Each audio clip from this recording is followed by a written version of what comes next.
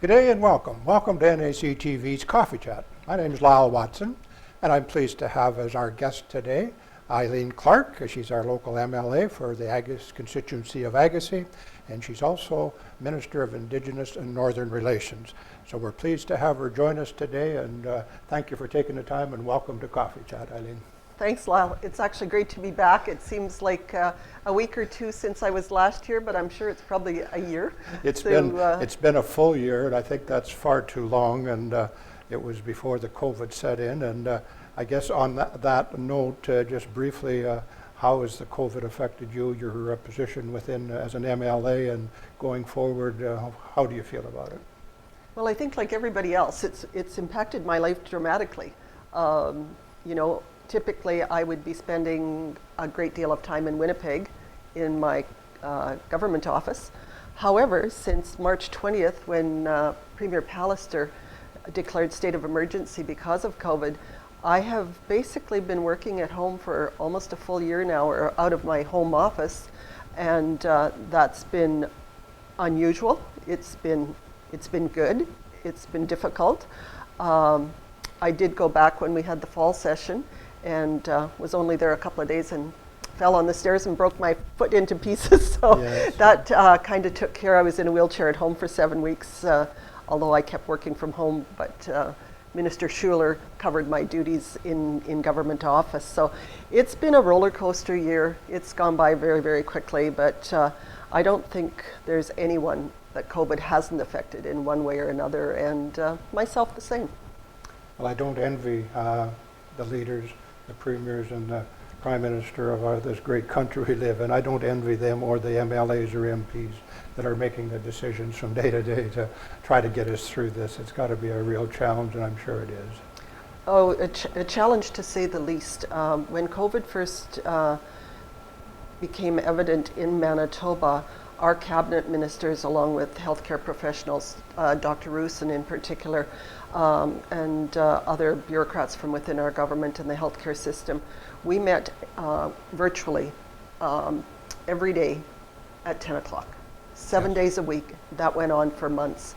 Eventually we met 3 times a week, and then it got down to 2. During the summer things looked pretty good.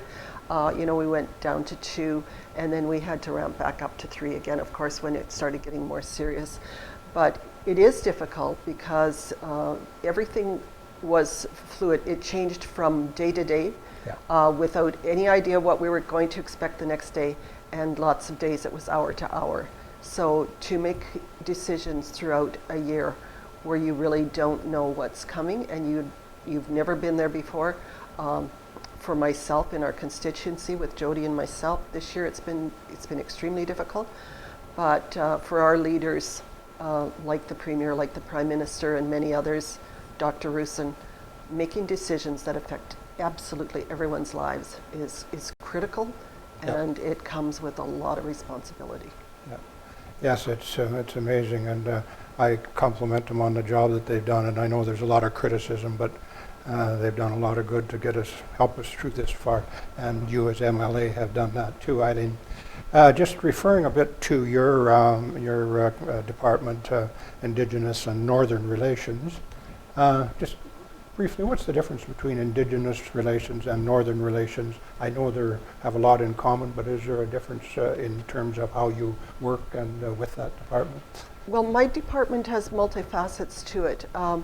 When we're talking Indigenous, we're not talking about just First Nations people within our province. We're also talking about the Métis Federation, the Métis people in Manitoba, and there are many. Mm-hmm. We're also talking about the Inuit. We have a population of about 1,200 Inuit people in our province, basically in Winnipeg, but they have their own association, and they are a group of people that come within my jurisdiction. But within my jurisdiction too, we have approximately 50 what we call Northern Affairs communities. 50? 50, yes. And they are very small communities. They have a mayor and council, as such, but they're not incorporated. So with those communities, I'm actually the overall mayor for all those communities. We do have department offices in Dauphin and Thompson that, work with them from day to day, on all the issues going within their small jurisdictions, but we have communities that are less than 10 people. And we have some that are cottage communities. Oh, yes, so it's yeah. very, very diverse. Within my department too, I work with the friendship centers all across Manitoba, and there's 11 of them. And that's a part of my job that I really appreciate. And during COVID, they are a group of people that have gone above and beyond to serve the people in the communities.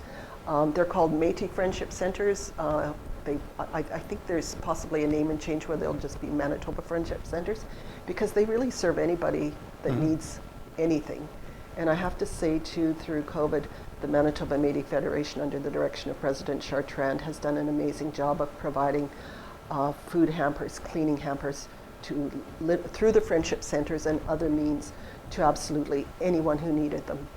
They did not, base it on the fact that they were Métis.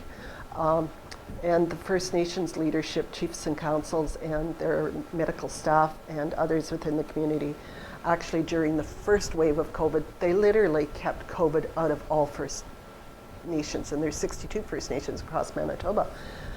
They certainly haven't been as lucky, but people are transient.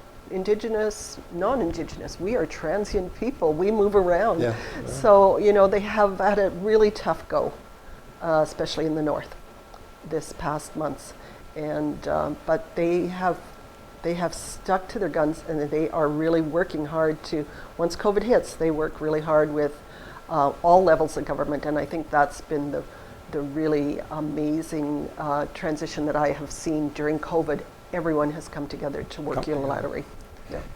Sometimes one would think that the relationship, the communications between the provincial government and the northern Indigenous people, sometimes there's a little bit of lack of communications. Have you seen progress in that since you've taken over that department? Is it getting better?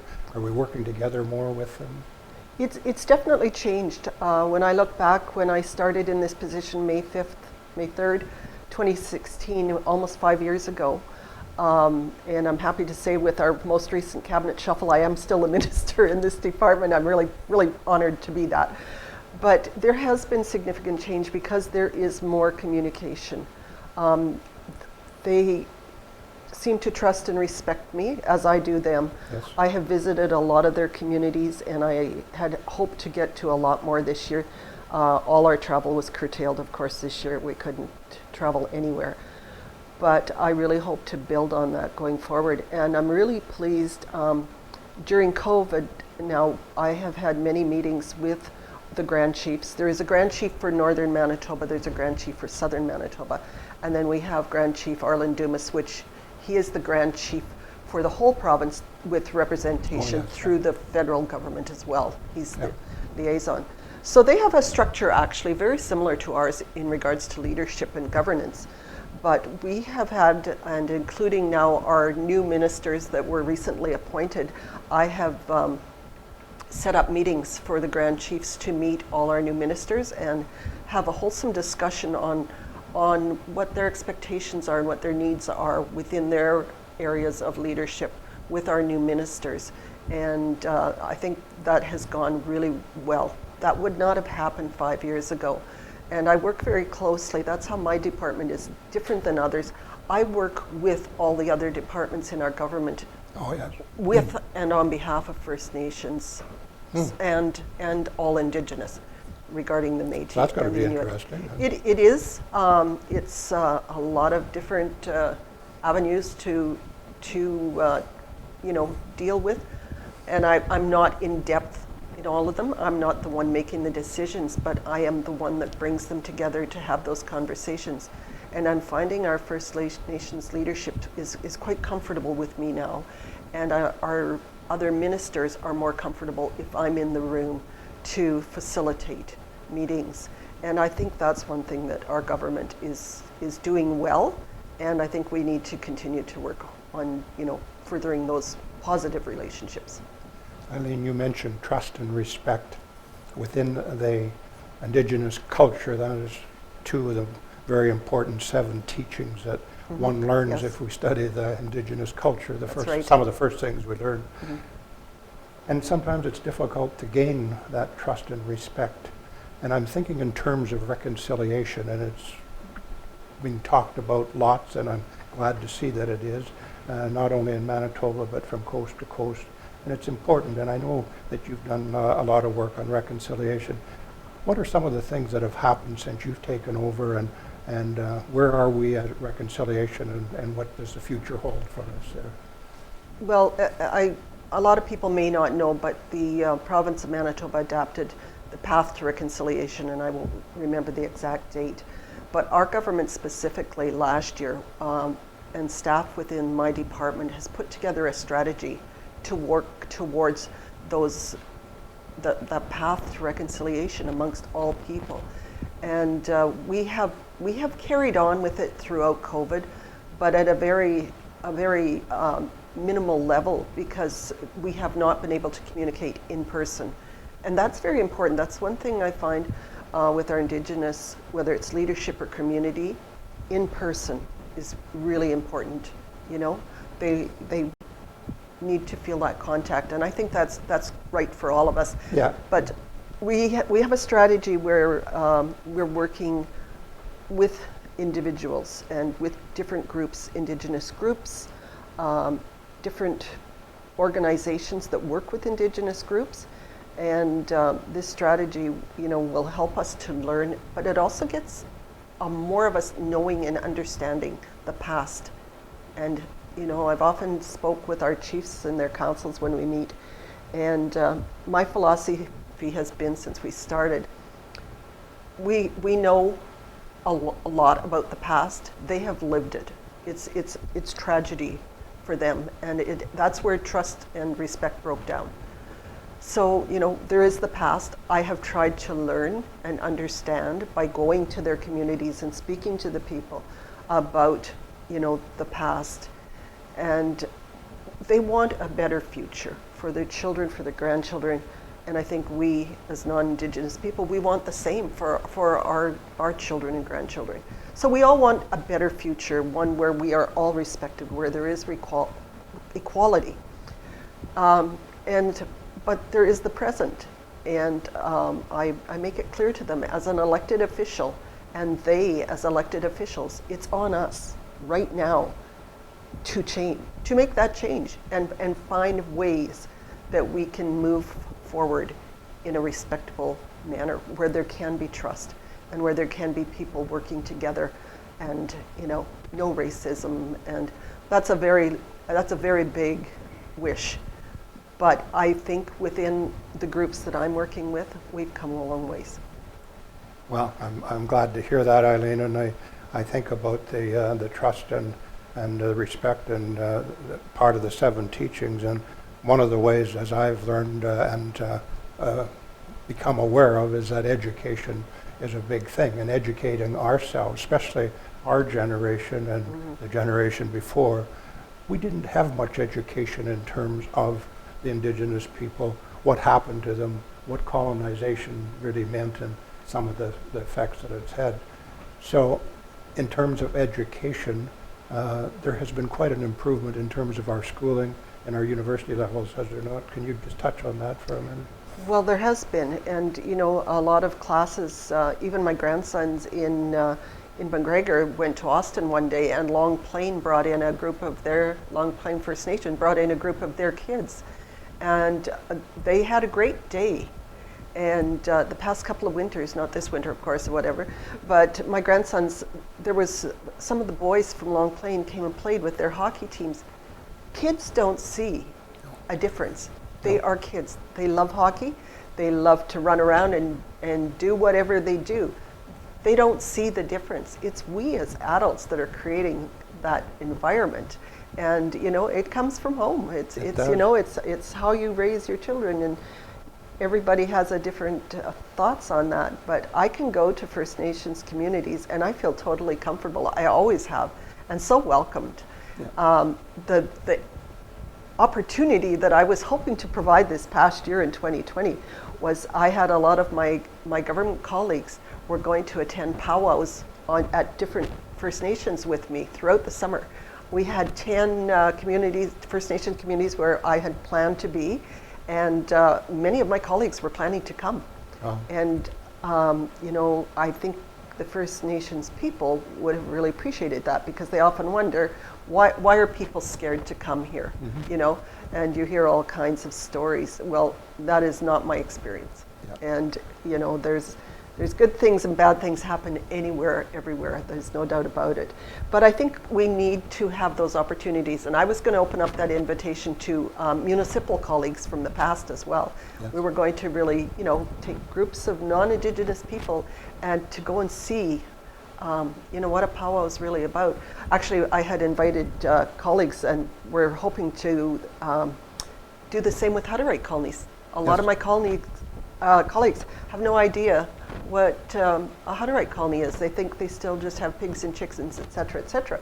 Well, in Agassiz, where we have 25 Hutterite colonies, we have some pretty amazing communities. Yeah. So, here we are living in Manitoba, and we don't even really know about each other. Isn't that something? In this day and age. And it's so encouraging to think that maybe we're on that path of getting to know each other, because basically if we get to know each other, then it becomes a lot easier to work together for the common good of all. It is, and during COVID, that's another thing where we really expanded, because our colonies are a part of all of our communities, and yet they're still somewhat segregated within their own communities, and there was issues that we had to deal with. So I don't know if I took it upon myself, but I was working with the leadership from their two different safety councils. So we started having Zoom meetings and that type of thing with their ministers and the leaders of their communities. Yeah. And we got doing that on a regular basis, and we decided, that really needed to happen. So I have kind of taken it upon myself within a government to deal with all the colonies in Manitoba and to bring them up to speed, so to speak, on some of our government departments, and so that some of our department ministers will come on calls and talk to the leadership from colonies and allow them to ask questions and understand how our government works, and help our government to understand more how the structure of the Hutterite colonies works. Yeah. So it's I have a very really interesting job, actually. Yeah, well, it's interesting to hear you tell the story, so Yeah. I appreciate you sharing that with us. Yeah. And being that we're talking about education, Eileen, in terms of our own public education system, and I guess the Catholic one too, for that matter, we have a new Minister of Education at this point, and I know you probably haven't had a chance to see the future or discuss the future, but what are your thoughts going down the road from what we've been through with COVID with our public school education and what's coming down the road? Do you have anything you could share with us on that?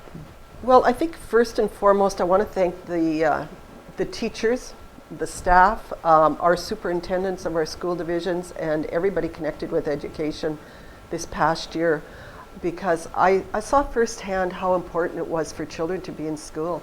With my two grandsons in McGregor being home full time. It wasn't so bad last spring when they were calving. It was a good time to be home.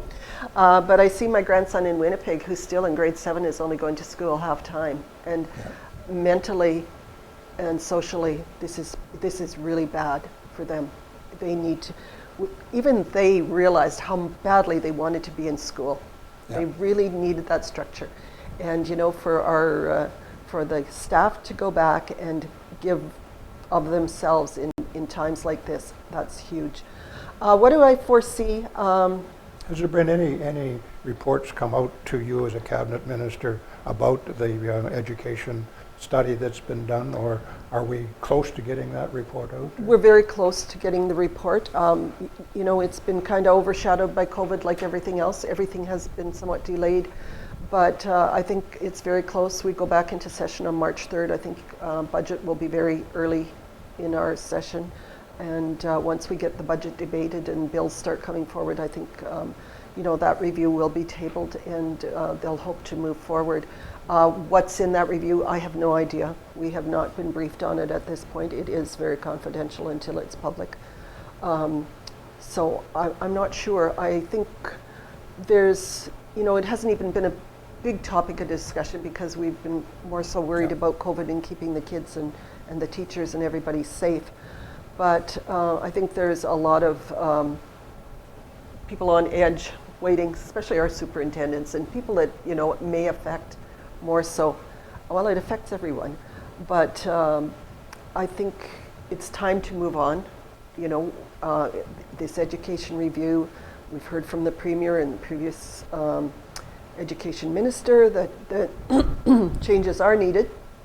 It's time to modernize, you know, the way we do things. So I look forward to seeing it, and you know, certainly we'll continue to work with the school divisions within Agassiz to find our way through this, and you know, hopefully there's good discussion and good debate on it, and we'll see where we go. It's pretty unknown right now, so but it's one of those things right now. I think because it has been delayed, we all know it's there. There's a certain level of fear what's coming. Yes. And that's normal. So we can look forward to that within this given year now, 2021. Yes, most definitely. You know, we don't know what tomorrow brings, of course, but that's definitely the plan. Yeah. We have tried very hard as a government to keep our province sustainable throughout COVID. Yes. You know, economically as well. There's a lot at stake here, and I think the aftermath of COVID is going to be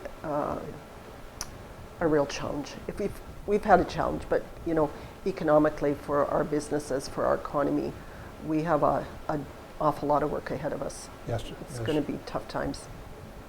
In terms of departments, we have a new minister, Minister Stephenson, in the Department of Health. Do you foresee many changes coming within that department? What are your thoughts there? I really can't say. I just have to say I have a lot of respect for Minister Stephenson. She came from families, which in itself is a very difficult portfolio, and now she's in health, also very difficult. I have to say I had a lot of respect for Minister Friesen as well. I know him quite well. I spoke to him often. I called him or messaged him quite often during COVID to give him my moral and spiritual support. I would not have wanted to be in his shoes, and the same for Minister Stephenson. But she is a solid woman. She has a strong political background, and she's a very good people person. She is patient. She is compassionate. I think she'll do really well in that portfolio, as Minister Friesen did as well. But he came through the worst of the worst as well. Yep. So he's thrilled to be in the Justice Department now, and I actually work a lot with Justice in my portfolio. Justice is one of the ones I work a lot with. So I really look forward to working with him. And well, actually, I've got a good relationship with all the ministers. We have Minister of Infrastructure as well, and others.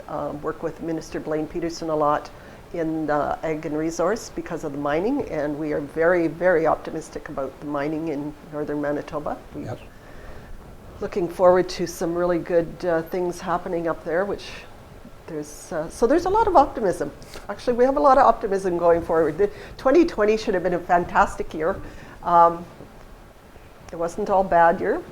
I feel like I've grown in different ways because of COVID, in good ways. Yes. So not all bad. Thinking of sustainability, you mentioned that in terms of our economy, our businesses, just individually, the whole sustainability and the finance end of it is so important. This has been a major shift for Premier Pallister to go from hoping to have a balanced budget to probably one of the biggest deficits this province has ever seen. I think it might be close in that, I don't know. It's, it has to be difficult for sure, because I know I was the deficit was one of the reasons I actually agreed to run for provincial politics, because I had been through that in municipal, and I thought, well, if I could help in any way to get our province back on track, I felt obligated. And I mean, we did it in a shorter period of time than expected. I often wonder and I think a lot of Manitobans don't realize, we came in with a balanced budget into COVID. Most provinces in Canada did not. They were already in significant deficit positions. I'm not sure Manitobans realize how important that is going to be going forward.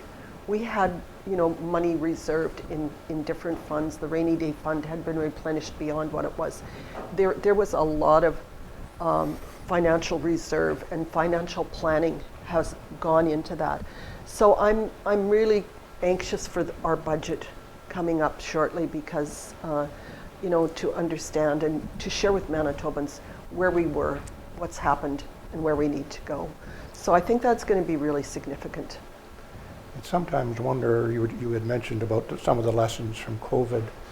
Looking back over the years, I think in the last 15 years, we've probably had 5 that I can think of major natural disasters in terms of flooding and things, and some of those floods were, the money had to be spent.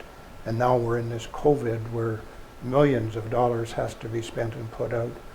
Is there a lesson to be learned for governments to be better prepared maybe for financial disasters? Because we can't alleviate that fact. They're going to happen. Mm-hmm. And we were prepared. That's the good part. That's the good message for Manitobans. We had replenished rainy day fund.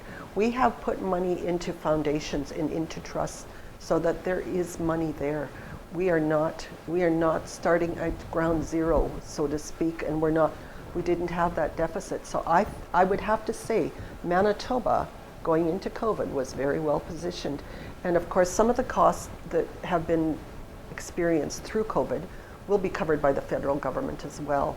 So where we go forward, there's been a lot of financial support for our businesses. I mean, it's not enough to sustain every one of them. I'm sure there's going to be businesses that just don't make it. I know. And that's that's going to be tough times. Yeah. But I do not know that any government could have gone into this in better shape than Manitoba was. And that will be our advantage, regrowing and regenerating from COVID. Just quickly, if you could, our time is running. Mm-hmm. I don't know where the time goes. We talked about time going fast. I just want to touch on infrastructure. And you mentioned you do a lot of work with the Department of Infrastructure. Mm-hmm. Under the current sustainability of the budget, the economy, are we going to be able to see any improvements in our local infrastructures in terms of roads, bridges, all the good things that they do for us? Actually, the budget for 2021, I think, is quite high compared to what it was in the previous governments. It's a very high priority in our government. And from what I understand, that will not be changed because of COVID. The Premier told me, I think, I don't know if it was before I elected, just after, and he always said, Manitoba at that point didn't have a revenue problem, there was a spending problem. Yes. And as we all know, he's very frugal and he watches every dollar. And how he keeps track of absolutely everything that's going on is beyond me, but I know he does. He works nonstop. He is committed, he's dedicated. And, I don't know how he has managed to stand on his own 2 feet through everything that we've been through and a lot of the media abuse he gets. But I do know at the end of the day, the best interest of Manitobans is where he's going. But the one thing that the infrastructure department and infrastructure spending helps is with getting people back to work. Absolutely. Will we see a lot larger employment in that department? I believe we will see employment in every department possible going forward. I know that the Premier is very, very dedicated to getting this economy going. That means people at work and money being spent on infrastructure. This isn't going to happen overnight either, is it? I believe they're ready to go. I believe there's been a lot of tendering and everything already done. I believe we're ready to move. You're ready to move ahead? Yep. Well, we're glad to hear that. Yep. Well, as usual, our time goes quickly, and I'm just wondering, Eileen, I certainly appreciate you sharing your thoughts and your time with us today, and if there's a thought or a message that you would like to share with our viewers, I would like to give you that opportunity to do that at this point. Well, thank you. It's always a pleasure to be here. We could talk for hours, I'm sure, but I think the one thing that I've been that has really gotten me through COVID is the fact that, people, for the most part, have been very understanding. They've been patient. They have followed the protocols as Dr. Roussin sets out, even the restrictions, as difficult as it's been. I know for our churches and faith-based groups, this has been a really difficult time for our seniors in long-term care, for people with not seeing their families and their grandchildren. This has been a really tough time. But for the most part, you know what? They have trusted those that are making the decisions. There have some that are angry and they've lashed out, and I guess they have the right to do that. But I just want to ask everyone for their patience. We're not over the, the worst. We're hopefully over the worst, but there's still time ahead where we really don't know. We hear today I'm listening third wave. Well, will that happen? Will it not? We don't know. And when they talk about the variants, and we don't know what that's going to look like tomorrow or later today. And so, I just ask people to be kind to those decision makers and to understand that, this is not a government-inflicted event. This is worldwide. It's as serious as it's made out to be. And we want everybody to be safe. We want everybody to be healthy. And we want Manitoba to flourish at the end of all of this and during. So, be patient, be kind, help out others who really need that help and are really struggling. There are a lot of people really struggling mentally. There's no doubt about it. They are not able to cope. And they need our patience. They need our kindness. And it's on all of us to give a little bit of ourselves to others. And a very happy birthday to my assistant Jody today. She is my solid rock at all times, but she's been absolutely amazing during COVID. Yes, well, on behalf of my family and all our viewers and people in this community, a very happy birthday to Jody too. Yes.